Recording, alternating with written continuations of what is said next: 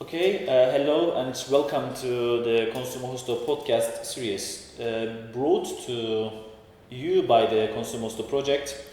I am your host Arianna and my name is Axel Ege from Norway, from the Collective Innovation. In this series, we will delve into the world of ethical and local consumption, exploring how our everyday choices from the foods our place to the clothes on our backs can promote fairness, sustainability and community empowerment. So over the coming episodes we will hear from young people about their awareness and practices, uncover inspiring local initiatives, discuss practical tools from youth workers, and finally invite you to the craft of own consumption manifesto for the future. To kick off the podcast series, we are gonna start with Arianna from SETEM about the passionate advocate for the fair consumption. Okay, we can start. Arianna, welcome. How are you? Nice to meet you. Hi, I'm good. Yeah. Could you briefly explain yourself? Who are you, and what is your background? At the beginning, what's your name first, and then the brief information about your background and what is your mission in SETEM. Okay, I'm Arianna. I'm actually from Italy, but I'm living in Pamplona now because I'm a volunteer with the European Solidarity Corps program for a year here with SETEM Association, and we are working with different it's working with mostly fair trade topics. I studied communication and I take part of different activities with SETEM. Yeah, that's cool. So today we are having the seminar in according to your host organization from SETEM, right? Yes. So can you briefly give information what we are having throughout this seminar and how many days we will have and what we are having and what we will gain in this seminar? Yes, we are hosting these 3-day seminars here in Pamplona. So as fair trade as SETEM in the program of Consumo Justo is one that share more the good practices of fair trade and good practices on the sustainability topics. We are hosting different youth workers to share with them different workshops or activities that they could learn and then use in the future with other youth, where to share good practices of food, for example, topic connected to food, how to use clothes in a better way, and some also workshop and activities they could practice. Yeah, perfect. Okay. So the workshop and the seminar started yesterday.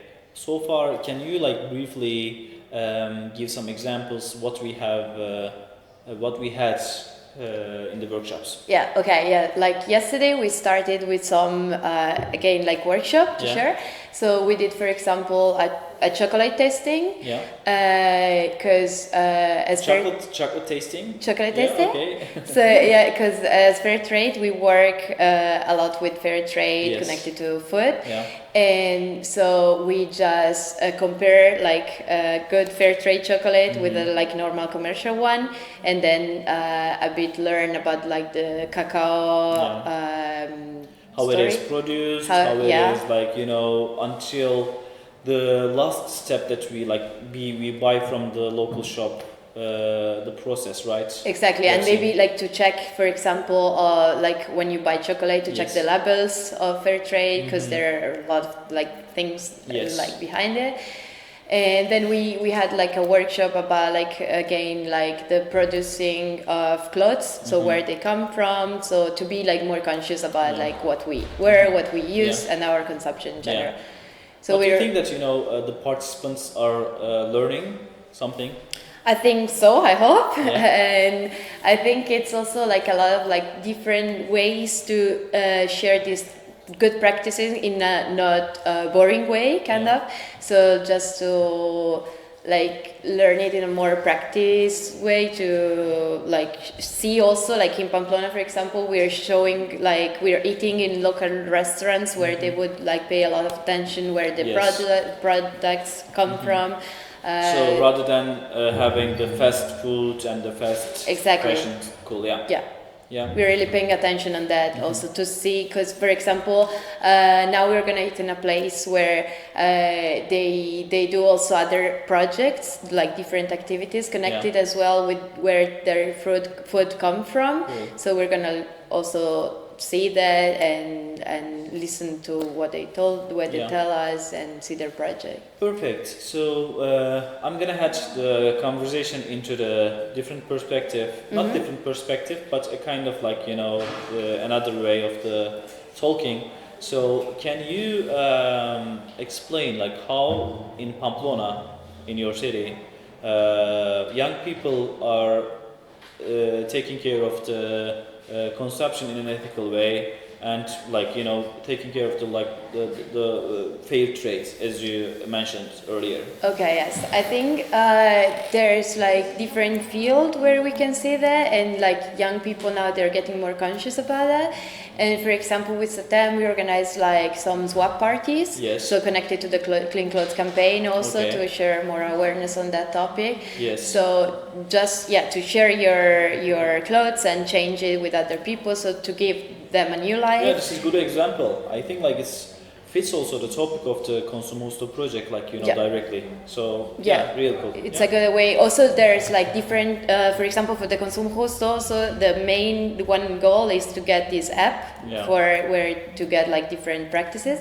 About that, we just saw a video where we show different shops of second-hand shops where you can buy clothes or also like just furniture or different objects in Pamplona. So that's also good practice. You mentioned the application of the Consumo Justo, like in the next step of the project we will have. So can you briefly explain what is the app and what is gonna the purpose of the application? Okay, yes, we just saw at the start of the application.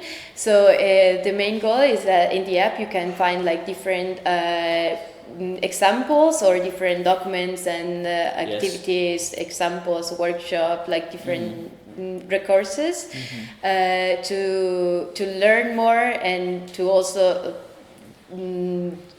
teach to other people and share with youth practices of fair trade topics. So like from food to clothes to energy for example. So all of the elements or like the subjects of the topics, let's say in general, so that we are having in the seminar.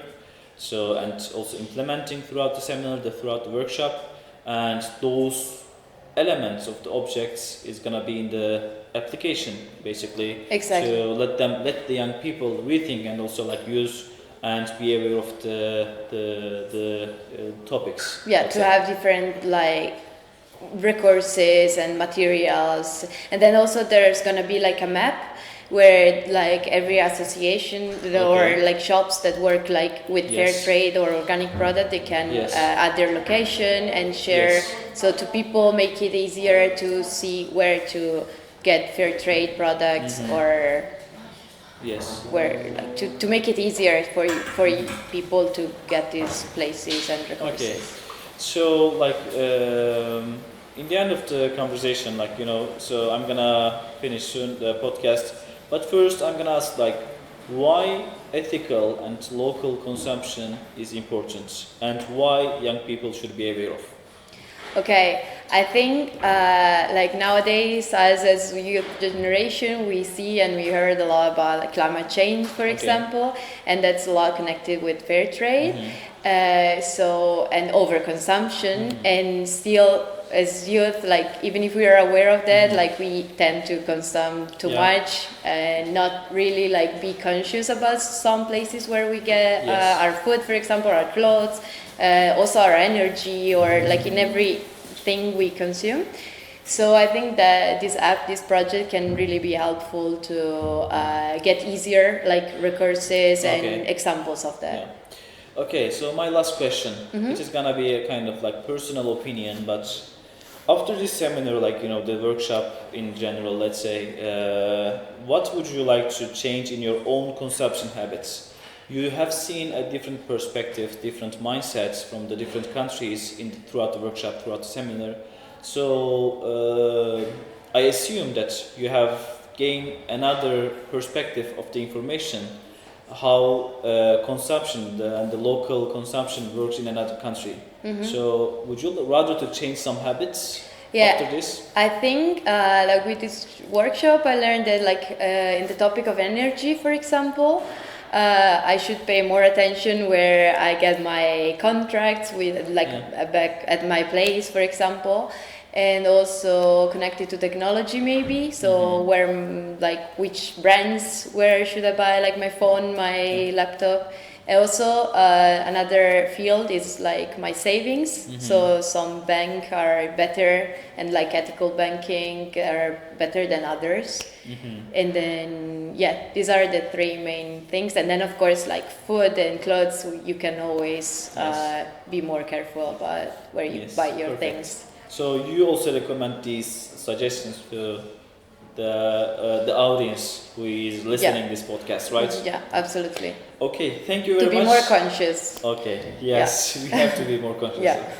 Yes, so I'm gonna finish our podcast and thank you for accepting our invitation for the podcast. Thank you too. And thank you for your hospitality in the seminar, throughout the workshops, and for your help and guidance. And would like to see in the next step of the project. Yeah, nice to meet you. Thank you. Thank you.